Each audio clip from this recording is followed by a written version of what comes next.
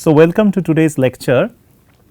Last class what we did was that we looked into spherical droplet and we looked into the different evaporation and the condensation type of models, the evaporation models and how the flow field inside the droplet actually behaves and what will be the equations, the relevant equations.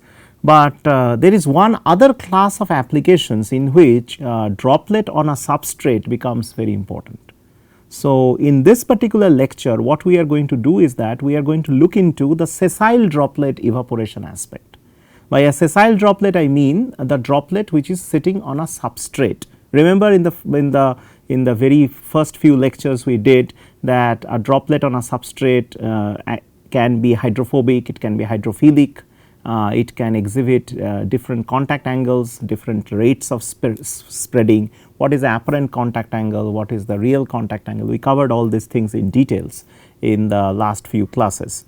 Now, in this particular class we are going to look into how the evaporation of those sessile droplets actually take place, and that is very important in the current situation. So, if you look at the slide, so this is the sessile droplet evaporation. So, sessile droplet evaporation,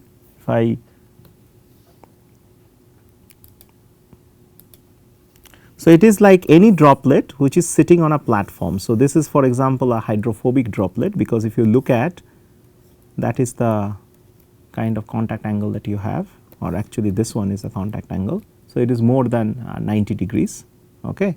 And then you have the sessile, the hydrophilic case where you have the contact angle which is much less than 90 degrees. So, these droplets actually sit on substrates. As you know that this contact angle is normally a function of many things, including the substrate, the type of liquids that you are using, etc. So, this is not something that water can be hydrophobic on a particular substrate, it can be some other thing in a different substrate. So, so there is no hard and fast rule, right, that which one, it depends on the combination of the substrate and the liquids that you are actually dealing with. Now, this is very different from the spherical droplet that we did so far. In the spherical droplet what we did, we saw that there was some recirculating flows right inside, right, if you recall. So, this was called the Hill spherical vortex, right,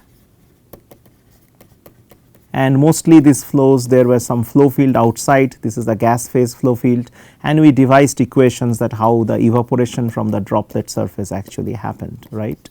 If you recall the last few lectures, that is all that we did, and we found that there are different types of models, like type 1 is the like the d square law, type 2, type 3, type 4, right.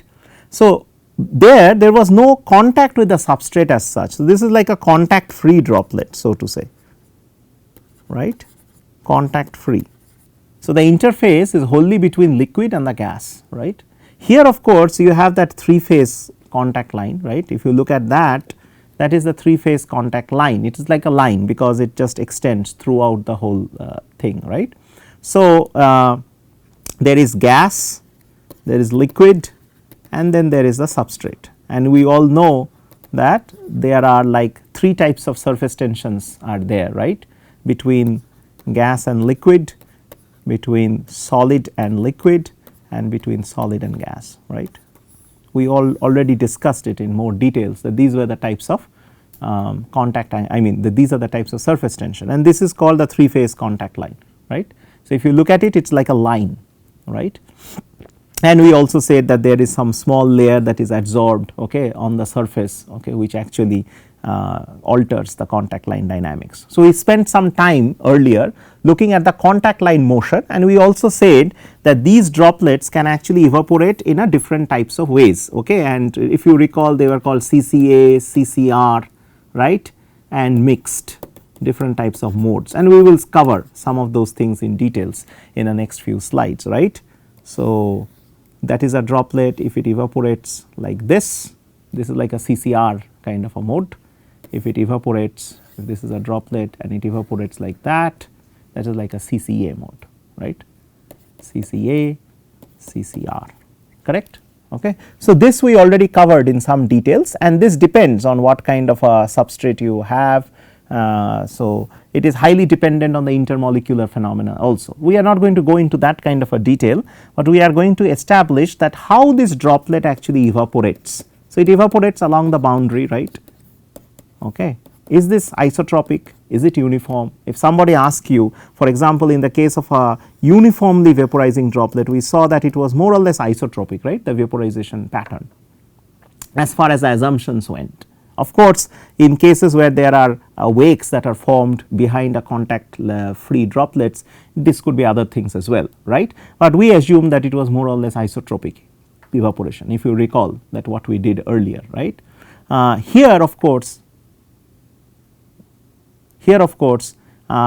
we need to know whether this evaporation pattern, right, this evaporation pattern, is it isotropic, is it uniform spatially, right. These are the questions that we are trying to answer over here. Is it different in hydrophobic than compared to hydrophilic, say for example, is the pattern different, right.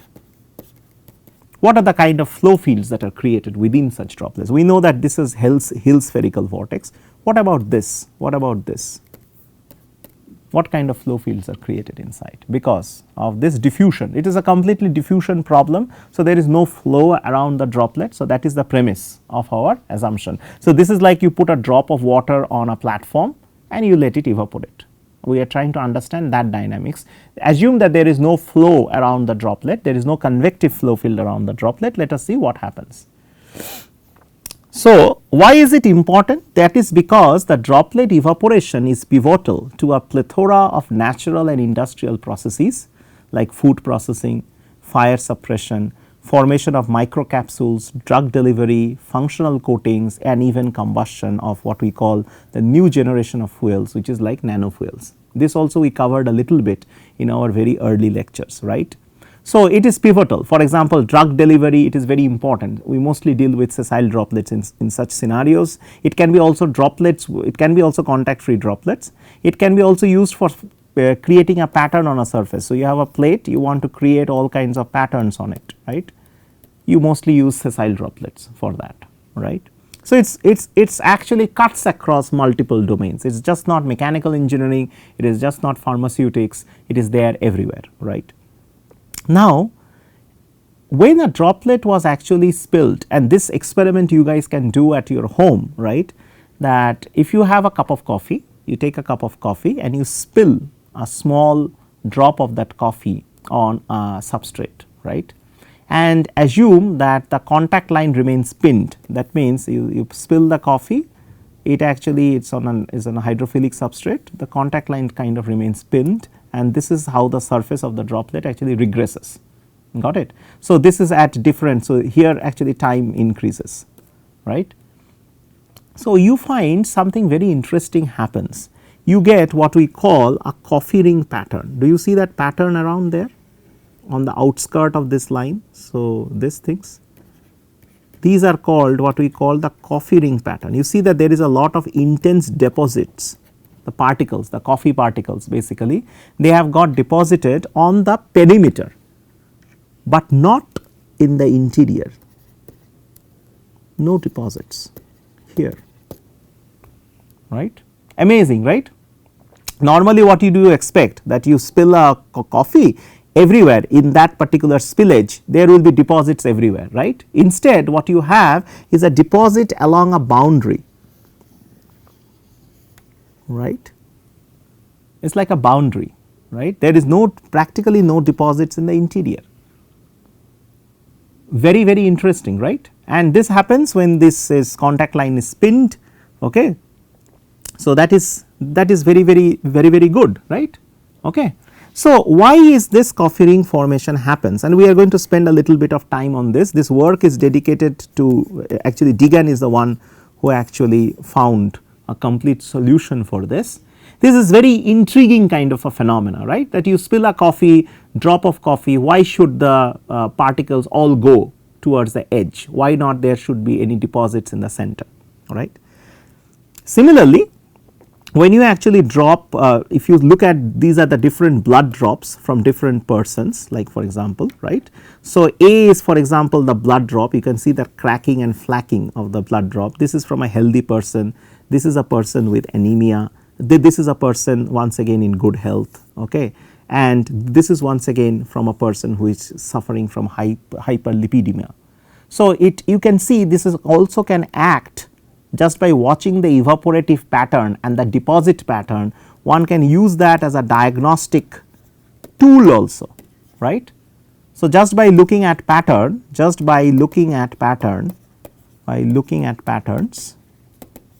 at dried patterns basically, that means dried patterns is only formed due to evaporation, right, there is no other mechanism. So, when you have a dried pattern like this, right, you can actually just by looking at the dried pattern you can make medical diagnostics. Got it? That is interesting, right. So, you can make medical diagnostics based on that, right. So, we have shown like several interesting kind of phenomena. However, when you actually go to the hydrophobic, these are all hydrophilic substrate examples, right. When you go to hydrophobic substrates, say for example, okay, you see a whole lot of other types of phenomena also, like you see this particular type of structures that form if you look at them, right. You can see sometimes these are like highly buckled kind of shape, okay, these are very interesting shapes that you get with all kinds of morphologies. If you look at the morphologies over here, this is a perfect candidate for producing nanoparticles, right. It can be also used to produce these patterns, the surface patterns you can see because of their shapes, okay, and all of this happens due to the drying of droplets on hydrophobic substrates, right. So, this is all due to evaporation. So, this is important, right. So, therefore, I am trying to emphasize the point that this is very important, right, to know all kinds of things. So, from food, pharmacy, nutrition, it can be other industries like surface patterning, nanoparticle production, and there is a whole gamut of applications for this kind of work. Okay. So, that provides a motivation. Now, a brief recap of what the modes of evaporation are, we covered that in a little bit earlier. It can be constant contact radius mode, in which the contact angle decreases with the contact radius remains constant, right. Okay. So, let us take these two examples. From here to here, if you look at the state, what you say, this is the initial state of the droplet, this is the final state, right. As you can see, the contact radius, this r remains constant, but the droplet volume has gone from there to there, right. So, the contact angle has to change, previously that was the contact angle, now this is the contact angle, right. So, this is like a constant contact radius mode of evaporation, in which the contact line basically remains pinned. Okay. Then there is also the provision for constant contact angle, in which the contact radius decreases, but the contact angle remains constant. So, for example, in this case, as you can see, the contact radius have gone from that to this, right, but the contact angle, if you find, they are more or less the same, right. So, this is theta is constant, but r is not constant, okay. And then there can be the mixed mode, in which both the contact radius as well as the contact angle changes, like for example, the thing that you see over here, okay, both have changed, okay, mixed mode. So, you cannot attribute it either to the constant contact angle or to the constant contact radius. If you transfer this to a plot, then it is much easier, and it is not like that a droplet through its entire life history only exhibits constant contact radius or a constant contact angle. It can exhibit all three modes, right, depending on the different phases in its lifetime. Now, for example, what we have plotted over here, we have plotted the instantaneous contact radius with the initial contact radius, right, and this we have plotted with time, right. And on this axis what we have plotted is that we have plotted the instantaneous contact angle with the initial contact angle, right. Okay. So, now what you see over here, if you follow this, for example, this YOLO curve that you see over there, right, what we will find is that in this region, right, you can see that the contact radius hardly decreases by about 5%, right. So, this is like almost like 5% decrease in contact radius CR, right. So, this can be taken as like a constant contact radius mode, so to say, right. Okay. On the other side, if you just look at this red colored plot over here, which plots basically the contact angle, you find that in this region, right, the contact angle reduces by about 10%, not more than that, right, over a period of say 400 seconds. So, this can be almost taken as a CCA mode or a constant contact angle mode, right. But however, in the stage 3, if you look at it, okay, you will see that the contact angle drops very sharply, the contact radius also drops. So, it can be taken as a mixed mode, right. So, in one life history of the droplet, this is a single droplet results that we are actually showing over here. Initially, it exhibited for the first say 150 seconds, it showed a CCR mode, a constant contact radius mode.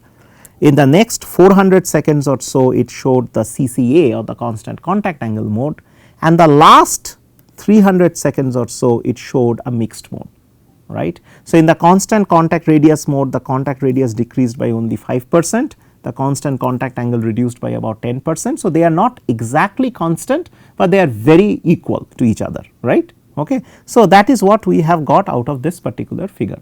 So, you can see in this particular case the droplet, okay, which is a hydrophobic droplet in this case, it shows all the contact angle modes, right, or all the different modes of evaporation. That is important. So, do not attribute it just to one particular class of droplets, right. A single droplet evaporating on a substrate can exhibit all these modes together. Okay. We take a look at the hydrophilic substrates now. So, the droplets which are evaporating on hydrophilic substrates, we already said has a contact angle of less than 90 degrees. The contact radius mostly remains constant throughout the droplet evaporation process. These are particularly true for pinned droplets like that coffee strain that we showed, right. And another important interesting thing is that evaporation is maximum at the edges and least at the center of the droplet. So, this is important. This is the apex and this is the edge, right. So, this is apex, this is edge. So, what we are trying to say is that if we plot the J, which is the evaporation flux term, right, J will be highest near the edge and it will be lowest at the apex, right. Because of this evaporation rate, so to say, right, there is a radially outward flow that is actually created in such hydrophilic droplets, right. So, the flow is like this. If you look at it, the flow goes like this, right, because this part is evaporating faster. So, the solvent supply is directed towards that part to meet the evaporation load, right, to meet the evaporation flux, the enhanced evaporation flux. Okay. The flow is actually directed towards the edge, which actually evaporates at a faster rate. This is an experimentally observed fact, and if you look at the corresponding streak lines, okay, this is just like a fluorescence imaging that people have done, is that you see that there is experimental evidence where you can see those streaks and you see the edge. So, there is lot of deposition or lot of transport towards the edge, okay, from the droplet center. So, the center of the droplet is actually here and this is the edge, right. So, it is, if you look at it, this is the top view. So, from the top view you will see the flow is like that, right, okay.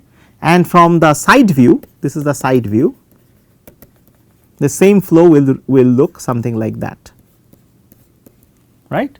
So, this clearly shows experimentally as well as this is a diagrammatic representation that there is a radially outward capillary flow towards the edge resulting in the formation of the coffee ring, because particles are preferentially transported from the center of the droplet towards the edge, right. So, naturally when we looked at the coffee ring in the previous slide like here, right, when we saw that coffee ring, it is very clear that why the deposit should form at the edge, that is because the flow is radially outward, right. Why the flow is radially outward? That is because there is stronger evaporation from near the edge of the droplet. Clear on this part. So, this actually shows that the evaporation is maximum at the edges. This leads to a radially outward capillary flow, and if there are particulate matter present in the droplet, like in the case of a coffee drop, there are these particles, this gets transported and gets preferentially deposited at the edge, with the center not showing any particles at all. Okay. These are also valid for spherical type particles. There are other types of particles which can be very different, right. So, we are not going to go into those details immediately. Okay. So, the Deegan proposed a solution to understand this entire process, right. So, this is mathematical solution punched with some experimental data. So, let us look at that in a little bit more details over here. Okay. So, what you see is that this is a section of that hydrophilic droplet. Okay. So, this is the axis of symmetry. So, this is the boundary, and this is he has taken a control volume like this over here, which has got a height h. Okay. And we already know that there is a radial flow. This is the contact angle theta c. This is the evaporation flux that happens from that particular section. Got it? Okay. So, what you can first write about this particular problem is what is the mass conservation inside that control volume. So, this is basically like a control volume, right. So, what is the rate of change of the amount of fluid in an annular element which is at a radial distance r from the center line. So, if this is the whole droplet, this is the thing, we have taken a section over here which is located at a distance r, right, and this has got a evaporation flux over there, some velocity which is actually bringing the flow in. Got it? Okay. So, the rate of change of amount of fluid in an infinitesimal annular element at a radial distance r, what it would be given by? It will be given by the rate of change of the height, okay, plus whatever the flow is actually bringing in, right. So, that is the convection term, and then whatever is the loss that is happening due to evaporation. Understood? So, the rate of change of height of this elemental area of this control volume is basically whatever fluid that you are bringing in into that control volume, right, net fluid that is brought in, and whatever is the loss that is happening due to the evaporation, right. Okay. So, normally this second term that you see over there, dH by dr, okay, or partial of h with respect to the radius, that is usually, and square of that is basically very small. So, they are usually neglected, right. Okay. So, there is a vertically averaged section through which, and V is basically the vertically averaged radial flow. So, the flow velocity might vary along the length of this interface, but we are taking one average velocity. So, it basically has been averaged, okay, over the height of the droplet, right. So, it has been averaged over the height. So, if you have done your like Paulhausen type of integral formulations in your boundary layer in your fluid mechanics course, this should come very naturally to you. Okay. So, from this equation you can actually then write an expression for the height averaged or vertically averaged radial velocity. You can write it in this particular form, okay. And if this term can be neglected, if that is the case, the non-zero V or the non-zero value of this V happens when there is a mismatch between the local evaporation rate and the rate of change of the interface. That is quite apparent. If this and this were the same, right, then there would be no flow, correct. If the change of this interface and the evaporation rate, they are the same, then there would be no flow at all, right. But the non-zero velocity arises because these two values are not the same, okay. So, that means your rate of change of your height, that is the interface height, is not the same as the mass loss due to evaporation, got it. So, that is why there is a mismatch between the local evaporation rate and the rate of change of the interface. Local evaporation rate is this guy Js that you see over here, okay. So, to compute V, our aim is to compute this velocity V. We need to specify what about that h and what about that Js, that is not J, that is Js, right. Okay. So, how do you compute the h, because h is the height. If you know the height, rate of change of height, and if you know the local evaporation rate, we can calculate what is going to be the velocity. I am talking about from a theoretical perspective. Experimentally, of course, people have computed that velocity. So, that can be used as a ready validation of this entire thing, right. So, h, the h, that means the height of the droplet at any particular radius and at any particular time, because that is what we have written r comma t, assuming a spherical cap approximation. Spherical cap is this, okay. It is like a part of a cap essentially. So, it is like a spherical cap. So, you can finish off a complete circle, and that is the part which is basically there, okay. You assuming a spherical cap approximation from geometry, and you can work this out, you can show that this is the relationship where capital R is basically the total radius, that is the contact radius of the droplet, h 0 comma t is basically the apex height, that means this height is 0 comma t, okay, because 0 is r equal to 0. So, that is a symmetry line, okay, and small r is at any radial distance. So, at any radial distance you can find out what will be the height of this particular interface, right. So, that is what we want, because you need to know the instantaneous height and you need to know the instantaneous Js to compute what will be the instantaneous velocity. Got it? Up to this it should be clear, okay.